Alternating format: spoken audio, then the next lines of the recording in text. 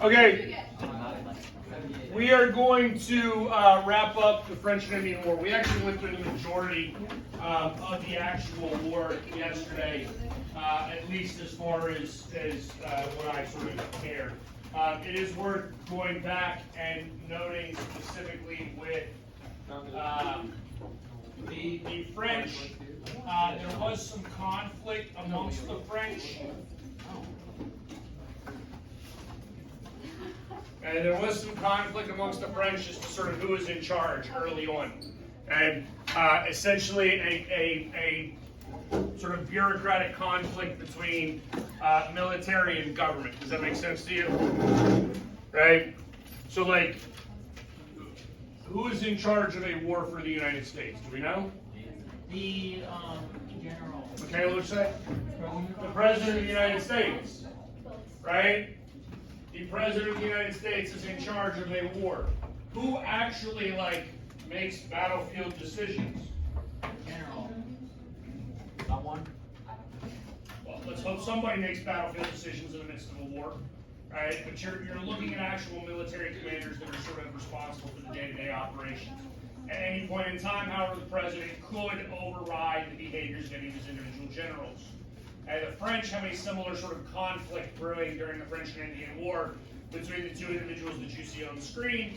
So the guy on the left is the one we've talked about already. He is the sort of military commander, French commander-in-chief. The guy on the right is basically the general, think of him as the governor of the French territories, right? And so when Montcalm was killed in Quebec, right, that sort of shifts the war, and the British are going to begin to take over, and ultimately the French are going to sort of lose out on everything that's happening. Right? Meaning the French are going to get removed from North America. Yes, sir. What? Winning or losing battles, it doesn't matter. War is expensive. No, on some level, losses are cheaper. Yeah, because then you don't have to feed the dead people, and you don't have to pay the dead people anymore. Like, I mean, maybe you don't really sort of think about this, right? If you were in the military right now and you went to a combat zone, right? Are you still getting paid? Yes. Yeah, obviously you're not going to continue to do your job if you're not getting paid. Yeah. I mean, if they stopped paying me, I would stop showing up here. I love y'all to death, but I wouldn't come back if they stopped paying. Right? When you are in a combat zone, do you need money? Yeah. Yes. No? For what? Food. No, food is provided in the military. Good food. Okay, think about Vietnam. Think about the Vietnam War, right? Because I probably don't need to teach you about the Vietnam War, at least have a basic understanding of it. Yeah. Yes. Right? So you're in the United States Army in 1968. You're wandering around the countryside of Vietnam. Do you need $20 so that you can stop in at a McDonald's and get decent food? We have a gun. This guy's gonna rock McDonald's. There's no McDonald's in Vietnam. Really? Not in 1968. Oh, okay. There's probably McDonald's there now. There's literally McDonald's everywhere. Right? As soon as we colonize the moon, they'll put McDonald's up there. Right? But you understand you don't actually need money on a day-to-day basis, right? Okay? So what happens is you've been getting paid all of this time, right? And then the war ends, and what do I want? I want all my back pay that you owe me. If I'm dead, I can't get that back. So on some level, it's actually cheaper to lose. So back today, that would be accurate. Back then, that's less accurate. Right?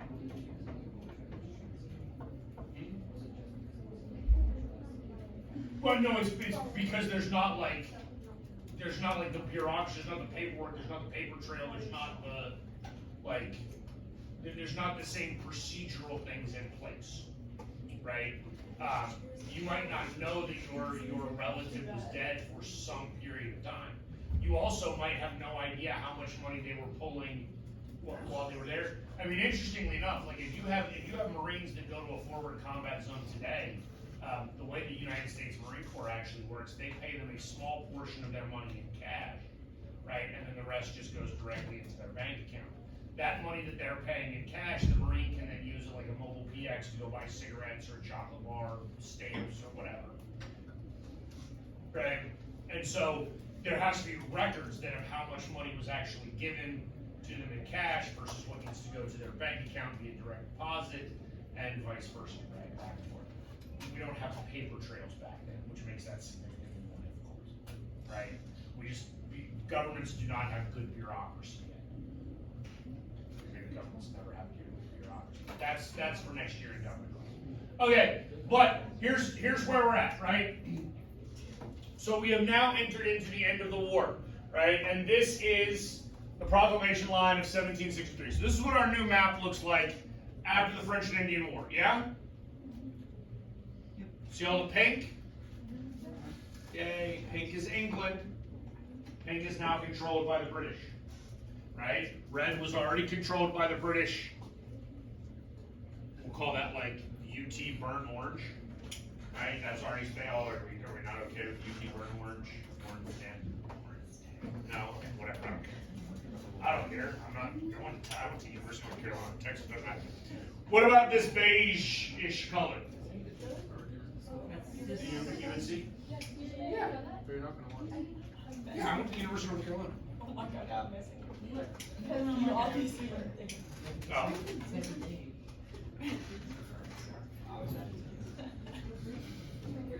It's just on your badge your shirt. And you're confused. It's everywhere. Okay. Look, here's what I need you to understand, right? Because you took U.S. history in 8th grade, yes? We remember some things from U.S. history in 8th grade? Briefly, you probably remember the Louisiana Purchase, right? Yep. Yeah, you all remember that one, right? Where did we buy that from? France. Right, so let's look at our map. The French and Indian War is over, and France controls Spanish, Louisiana territory. read my map. They control nothing. Oh wait, the Napoleonic Wars. That's what. This is all controlled by Spain. Okay? So I need you to realize that, right? At this point, at the end of the French and Indian War, France is out in North America. And they have lost their territory. Now, we know the old saying, to the victor go the spoils, yes? Yeah. We know what that means? Right? You win a war, you get to go, like, enjoy the victory of war, right? You get to go take from whoever you just beat up, right? Like if Ethan and I got into a fight and I beat him up, then I get to rob him. Yeah? I mean, that's how war goes. In America, that's just assault and theft. We're not talking about that, right? But if it was actually war, this is what Ethan and I would do, yeah? Right? We would fight in war, and then whoever won would get to basically rob the other person. Make sense? Okay? Right? So, let's just say for the sake of argument that me and Sean and Jonathan all beat up Ethan. Right? And so we're all fighting against Ethan and we beat him up, right? And then we take Ethan's money. Sorry, Ethan, you're losing the war here, buddy. Okay? So now we have defeated Ethan in war, and we're going to divide up his possessions. Yes? Okay, is this what England has to do at this point? Sure, right? England needs to divide up the spoils of war. Look at all this pink space that they have now acquired, right? England needs some for itself, yes? Okay, so England's going to take this area in the Ohio River Valley area, the Great Lakes area, right? That's going to go to like the Hudson Bay Company, and we're going to like have English fur trade up through there, yes? Who else do the English need to give something to? Colonists. Well, before we get to the colonists, we know that they had Native American allies, yes? Yeah. Right? So, if you see here in this sort of small area, this is an Indian reserve. This is the land that we're going to give back to the Native Americans because they fought alongside us. right? Hooray! Those Indians who made a wise decision to back the British, they're going to get some land, right? And now, Gabriel, who's the last group we need to give something to? Colonists. The colonists. The colonists get on. What they had before. They got a line. I like lines. They got a line that said that they're not allowed to go past this point, right? So if we go back to that analogy, right, and me and Sean and Jonathan all beat up Ethan in a war, right, and I'm England because I'm dad in this situation, right? Okay? My France. Yeah, you're France. You lost, Ethan. You're the French, right? Sean is going to be the Native Americans, and Jonathan here is going to be the colonists, right? So I give Sean a little bit of land, and what does Jonathan get? He gets a decree that says, hey, you can't enjoy any of this stuff. Right? Okay, but you do realize that you fought back and you hit Jonathan a few times, yeah? Shouldn't he get something for Why'd you his hit pain and Jonathan? suffering? Look at it, bro. Like, why would you? Y'all understand this concept? Yeah. Okay, this is huge because this is going to be one of the many things that leads to some conflict and some issues amongst the colonists. I'll go up and do that.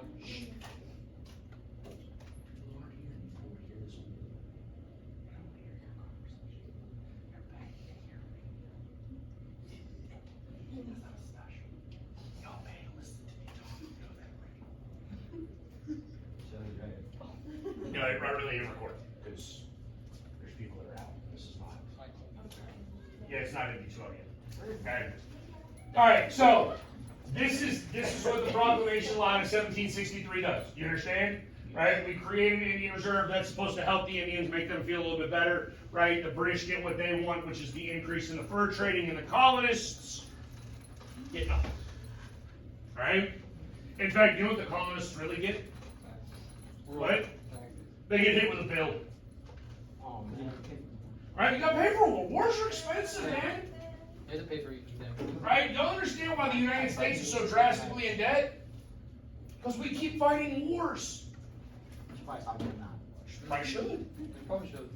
Right? For chance. Yeah, Sean Grayson. And so we end up in a number of different kinds of taxes. These are taxes passed by Parliament and aimed at the colonials, right, in order to try to help offset the cost of the war that was predominantly covered by the actual British monarchy, right, by the crown.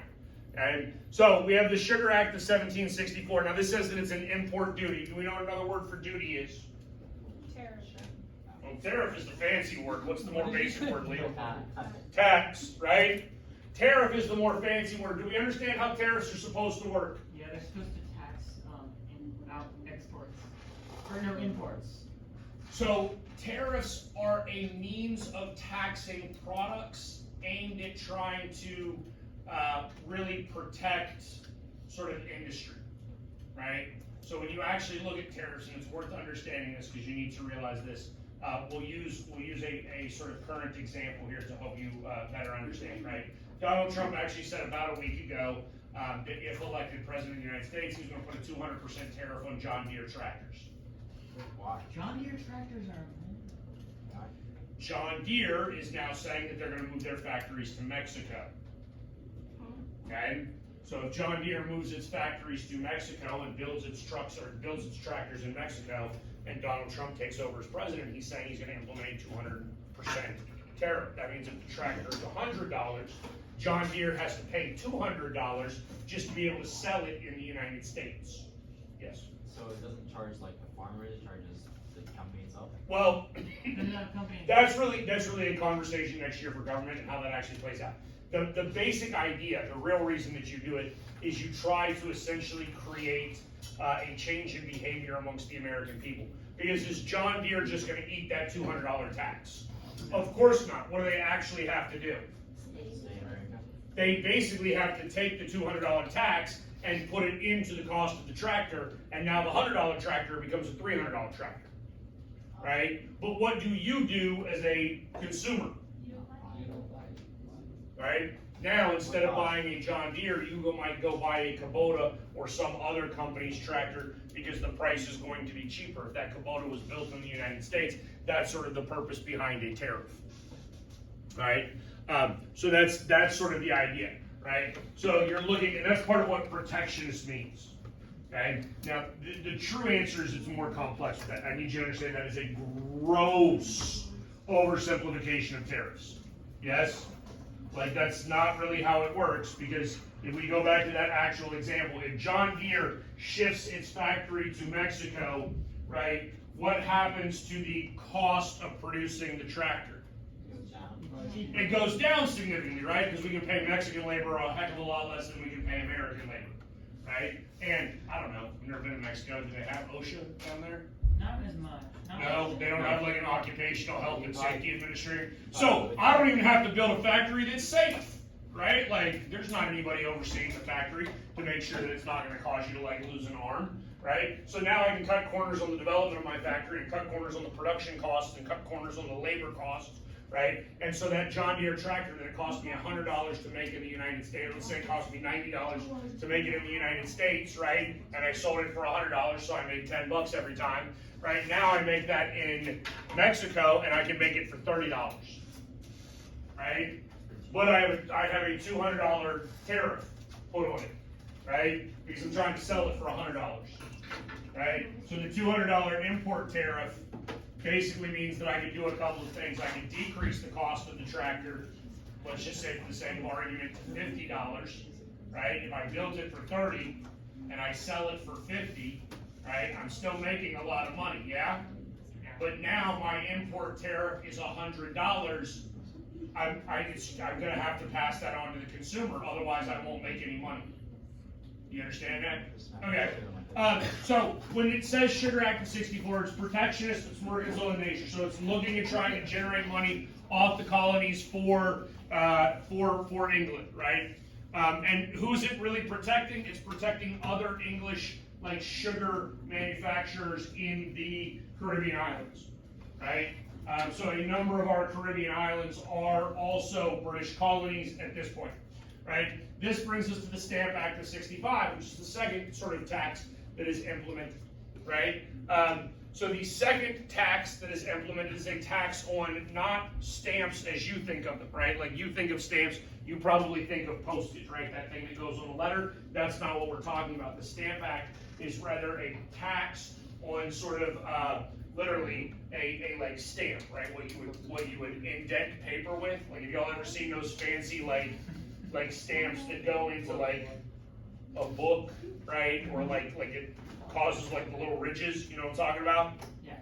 That's the sort of concept we're talking about. Now here's the thing, right? We're gonna basically say that everything that's printed, that means if it's on any piece of paper, it's gonna have this stamp, and that stamp is gonna be attached, right? So now if we enter into contractual agreements, right? And so I'm gonna keep picking on Ethan today, because why not, right? So Ethan is a ship maker up in the New England area, right? And I'm a merchant, right? So I've got a vessel of ships, right? And Ethan and I are going to engage in commerce, right? So we're going to come to an agreement in 1765 here, right? I'm going to contract Ethan to build me 4 ships, and Ethan's going to charge me $10,000 for it.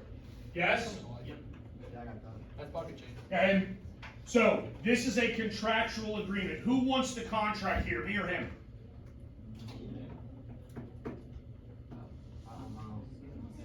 Contracts protect which party? The one doing the selling. The seller? Cause like, What you say? Both. I would say, Both. Because here's what I need you to understand. Do I want a contract for this? Absolutely. Why do I want a contract? like if I sell you a terrible ship, you don't want. Right, because we have an agreement. He's going to sell me. What if he says, hey, I need 50% up front, right? I need half of your money up front because I got to go buy lumber and supplies and things like that, right? So you give me $5,000 up front. I'm going to give you 4 ships. When I give you 4 ships, you give me another $5,000, right? Okay, so I give Ethan $5,000. 5 years passes and Ethan's giving me nothing, right? Yeah. I have a contractual agreement with him. I can now take him to court and say, hey, you owe me $5,000 or you owe me 4 ships, right? One of the two, you better produce. And by the way, that $5,000 is now like $7,000 because of interest, right?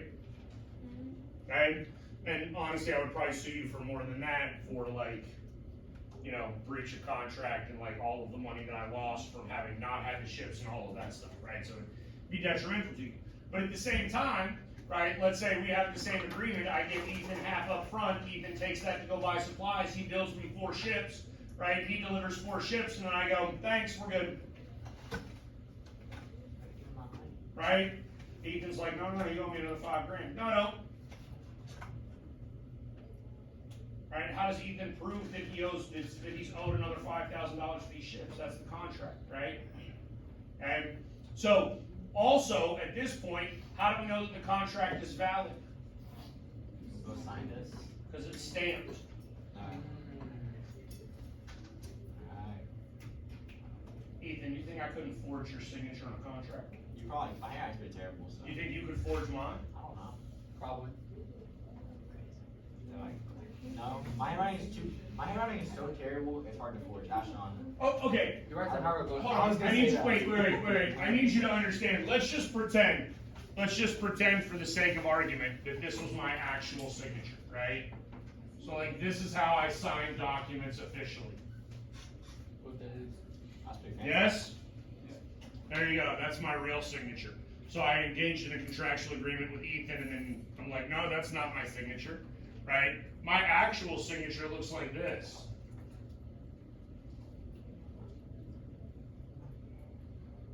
How does the court know which one's real? You don't. They have like other. There's no records. The one that they have, like the proof of. Where do they get proof? It's the contract. The stamp. No, I'm saying, oh yeah, there's the stamp, yes, that's the key then, right? That becomes the key, right? Right. Now, other than contracts, right, now we're talking about like newspapers, magazines, anything else that's written also has to have this stamp on it, like in order to sell it for it to be part of commerce, right? If you're publishing a newspaper in Philadelphia in 1765, right, are you paying the tax and getting the newspaper stamped? No. No, why would you?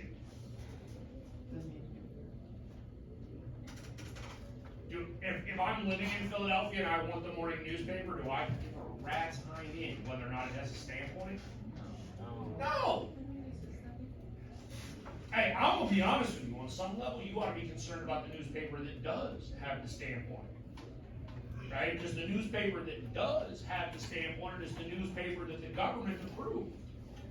Right? And maybe not in this day and age, but in like today, that's the one that's not real. Because the government's the one giving it to you. Oh, really? What's that? That's what the tax was. Okay, but again, what? Are you anti-government? We'll talk about that next year in government class. Alright. Okay? This is like a cliff. The point, guys, the point of this is as these taxes are being implemented, what are the colonists doing? They're ignoring them. They're finding ways around them in order to not pay the tax. And I need you to understand, right? Because at some point in time, you want to be an adult and you're going to have your own money, right? And guess what you're going to try to figure out how to do? Taxes. Not pay your taxes. Already commit that. I don't pay taxes. Clearly. I'm telling you right now, guys, if I can figure out how to legally not pay my taxes, I'm not paying my taxes either. Okay? That's what rich people do. That is what rich people do. That's smart. Okay? So, what ends up happening now, right, is we have taxes that are being implemented and the colonists are sidestepping these, figuring out ways around the taxes. That means that the taxes are ineffective, yes? That's going to lead to Parliament repealing these taxes because they didn't work, they're gonna try again. It gets so bad, Parliament literally passes something called the Declaratory Act, which says, by the way, we have the right to tax you. They have to declare that they're allowed to tax the colonists. Because every time they do it, the colonists resist. And so literally Parliament passes a law that says, no, you gotta stop that. We're allowed to tax you. Okay? And then they pass the Townshend Acts, which are a series of taxes on glass and lead and paint and paper and tea and a whole bunch of other things. Right?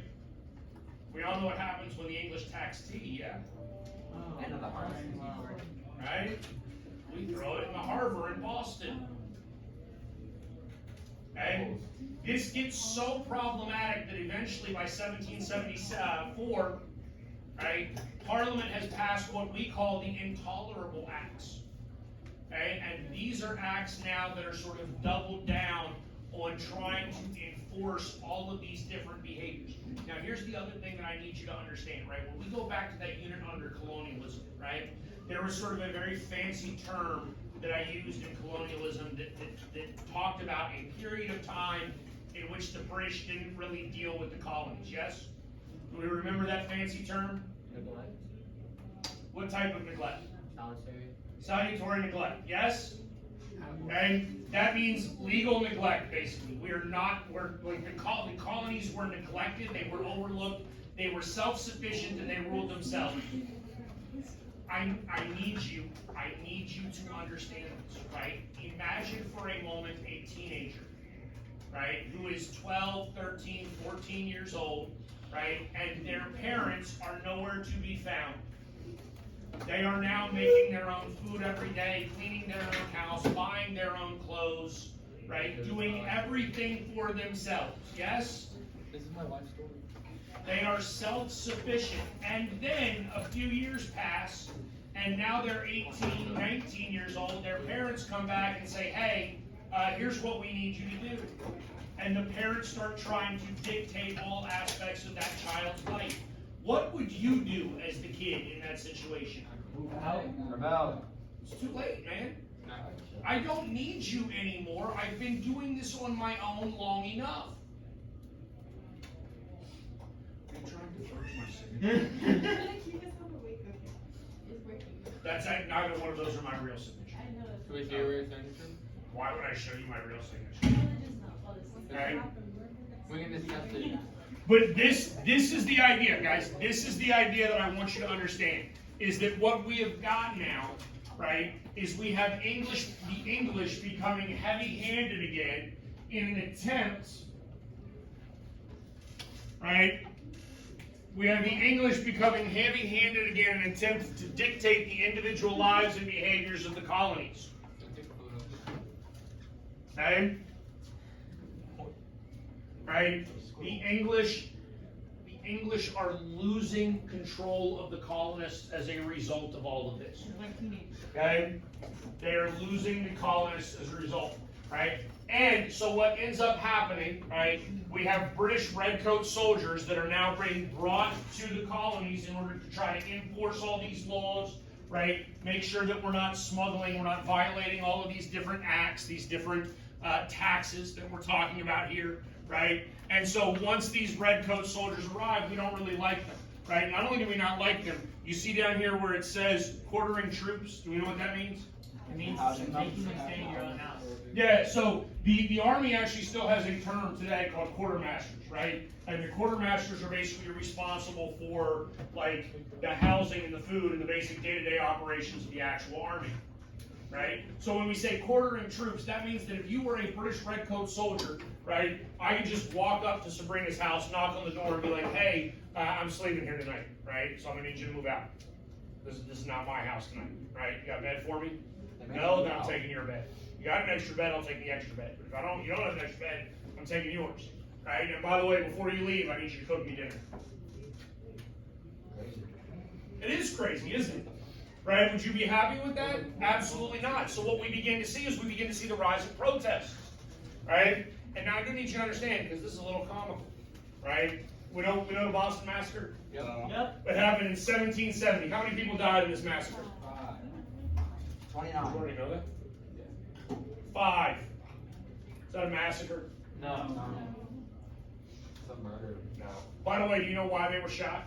Because they're throwing rocks. Did they deserve it? No. Yeah, they did. They were throwing rocks. They were throwing snowballs packed with rocks. Oh, and ice. But yeah, the ice, basically they were taking like ice and rocks and making them into snowballs and then chucking that at people with guns. Right? Listen to me, guys. If you leave school today and you like happen to find a cop and then you throw a rock at the cop and you hit him in the head with the rock, there's a decent chance you're gonna get shot. Actually, Where's test that?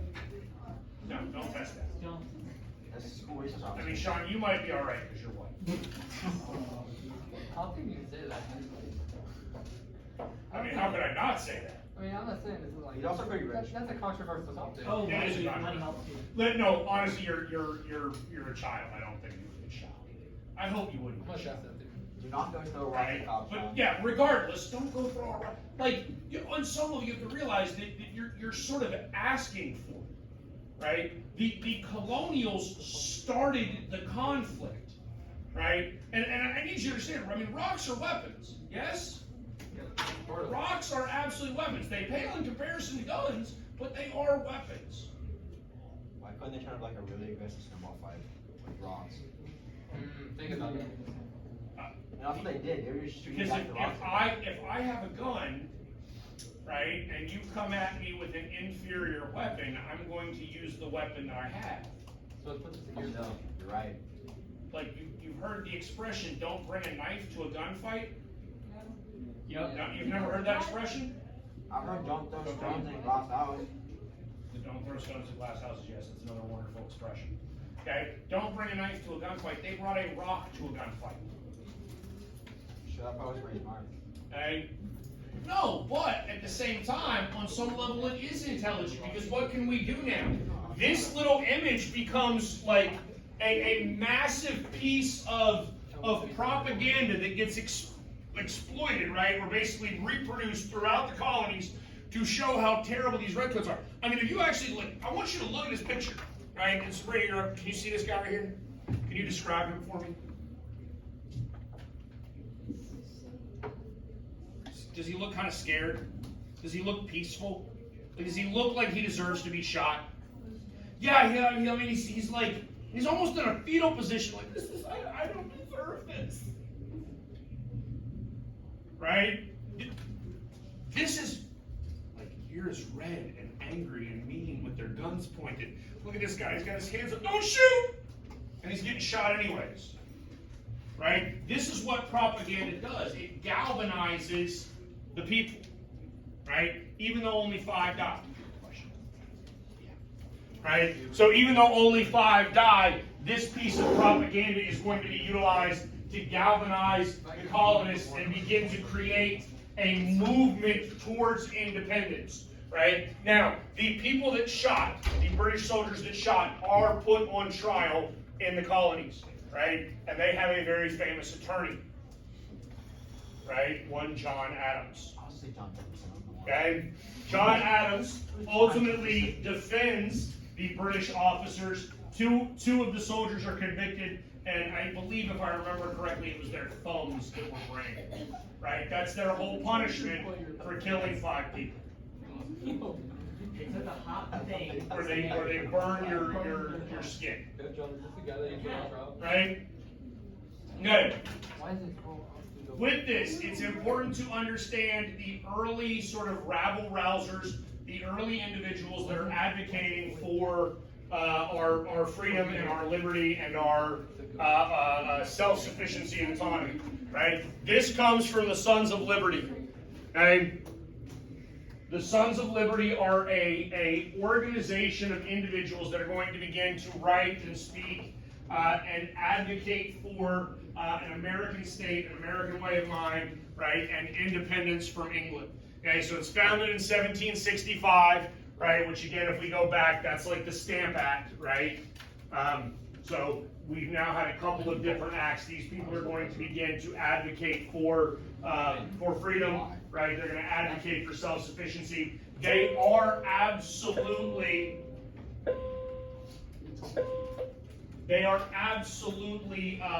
willing to utilize some sort of questionable tactics, right? And what I mean by that is they're like willing to tar and feather people. What's up?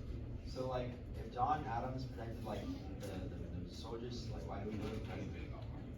John Adams worked within the confines of the law and used the law the way that it's supposed to be used. Okay? Don't worry, you're going to see John Adams pop up again here in just a second, right? Also, this is John Adams was elected in 1800, right? So you're talking about I don't know, I can't do math. That was 1770. He's 30 years later. Damn. How old was he? Yeah, exactly. How old is he, dude? Adams, you know, I'd have to go back and look and see when he was born. He would have been relatively young at this point. In 1735. what, 1735? That dude died at 90? Holy. He's literally 91. Yeah. 61 when he became. Yeah, he died. He died on the 50th anniversary of the signing of the Declaration of Independence. He and Thomas Jefferson died within like an hour of one another. Yeah. Okay. Couple of things that I want to make sure that we understand. One, when we talk about this sort of artistic movement, right? Who is it that is capable of sitting around and like sitting in coffee houses or pubs and having intellectual conversations and writing pamphlets and things about the importance of freedom and liberty and autonomy and all that stuff? People Rich people. Excellent. Right? Yes. What are poor people doing? working. Trying to not starve to death. Mind if I do Right? So I do need you to understand that this is not a movement of sort of regular persons. Okay? Also, they're looking at creating emotional appeals rather than logical appeals, which is a slight difference. And the Sons of Liberty are responsible for the Boston Tea Party, right? And there's some great, stories pertaining to this. One of which is like Sam Adams. By the way, you know Sam Adams. We talked about this. Didn't we? Sam Adams was huge. Or was that last class period? We didn't talk Right, about last- that. All right. Sam Adams is a big guy. Yes, like big. Oh. Sean, sit down. I'm Big throwing one. something away. Oh, right. Sorry, I thought you were trying to like. Like Oh, a big well, guy. like you Like were- a big but guy you or were a Sam. big guy? Yes. Alright. Yes. Okay. Like 6'8" or like what? Well, no. I mean, you're probably looking closer to like 6'4". Oh. Oh. That's pretty big. I mean, yeah, John Adams was like 5'5". Right? John Adams is not very large. Sam Adams, very large. Right? By some accounts, Sam Adams and the people that went out there and climbed onto a British merchant ship of the East India Tea Company. The East India, I think actually by that point it was the East India Trading Company. They dress up as Native Americans, right, so that they don't look like they can't get caught doing it. It's like, oh, it wasn't us, it was the Indians, right? But I need you to understand, like John Adams, like 6'4", Sam Adams, not John, sorry, 6'4", Sam Adams dressed up like an Indian, really didn't fool anybody. Okay, but that is a real fun story about it. But they're doing this in response to the Tea Act, and the Tea Act was really a piece of legislation from Parliament aimed at really bailing out the East India Trading Company at the expense of the colonists. They're not okay with it, right? They don't want to be forced into some sort of trade monopolies where they can only interact with one corporation that can then price gouge and whatnot, right? And this is going to lead us to John Adams, who is sort of the man behind the man, right? If Sam Adams is our sort of rabble rouser, right? If Sam Adams is our guy who was whipping everybody into a frenzy, right? And giving these speeches about the importance of freedom and autonomy and liberty and like, hooray for America, Sons of Liberty, yada, yada, yada, yada, yada, right? How is it that he has all of this freedom and opportunity and the ability to like publish all of these pamphlets that he's writing and mailing everywhere? And the answer is John Hancock, right? So that quote at the top, I love that quote, right? Adams writes the letters and Hancock pays the postage, right? Hancock is the guy behind the guy. He is the one funding it all. He is the one paying for all of this. He bankrolls. He's the first millionaire in American history. And I need you to understand something. When I say millionaire, I don't mean like in common dollars today. I mean like we think that dude had $1 million worth of worth in 1775. Hold on. Royalty for that.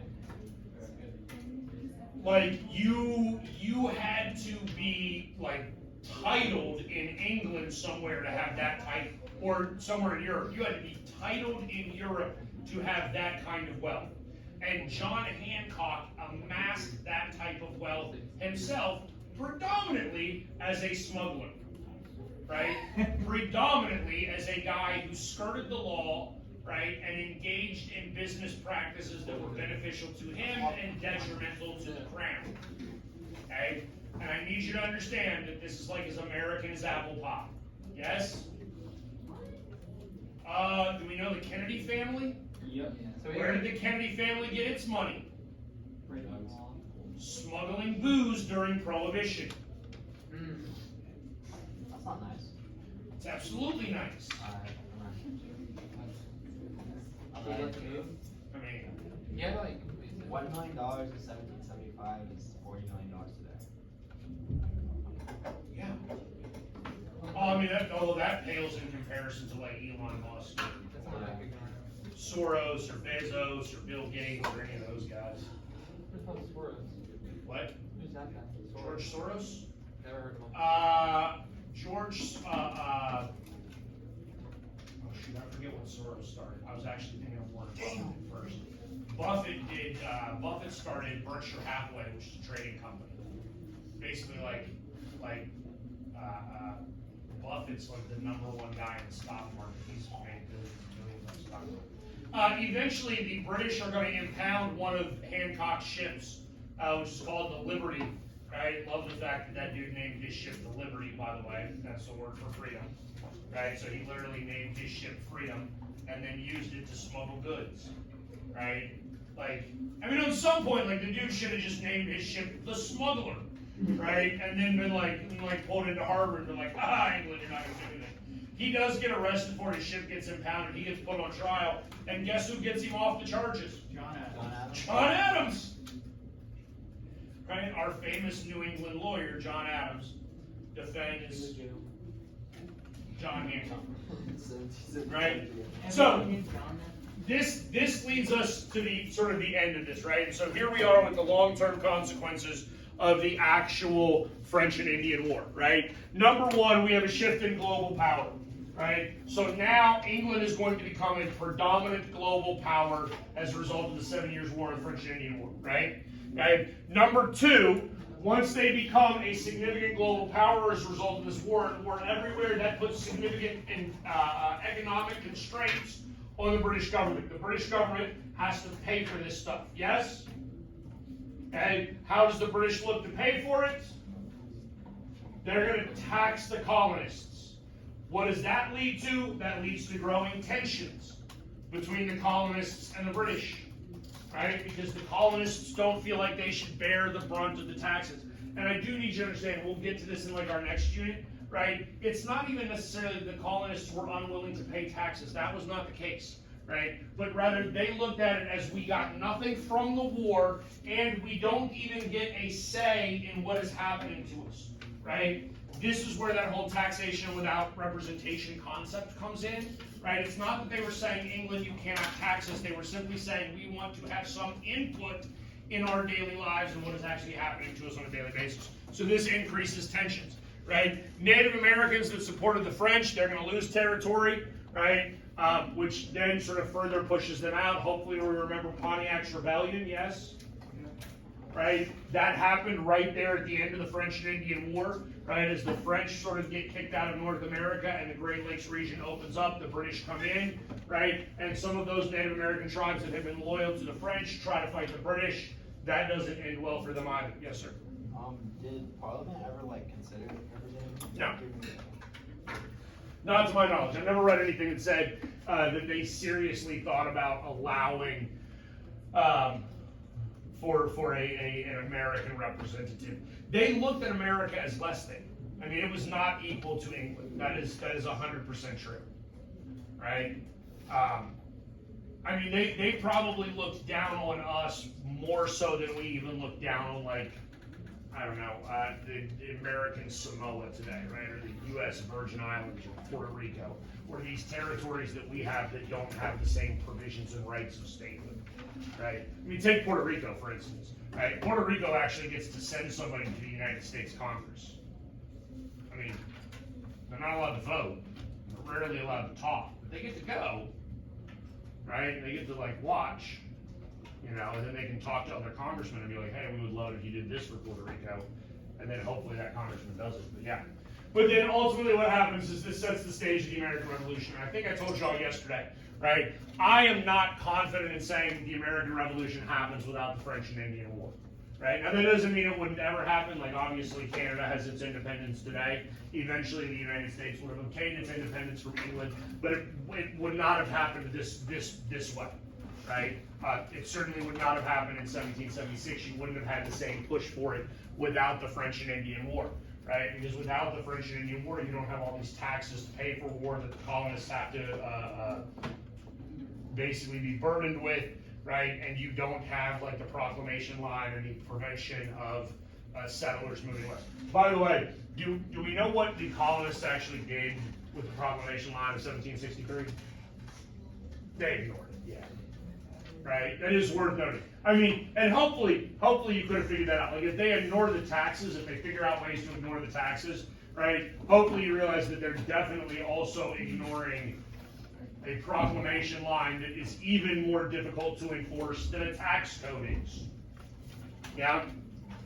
All right, so that's the end of the lecture.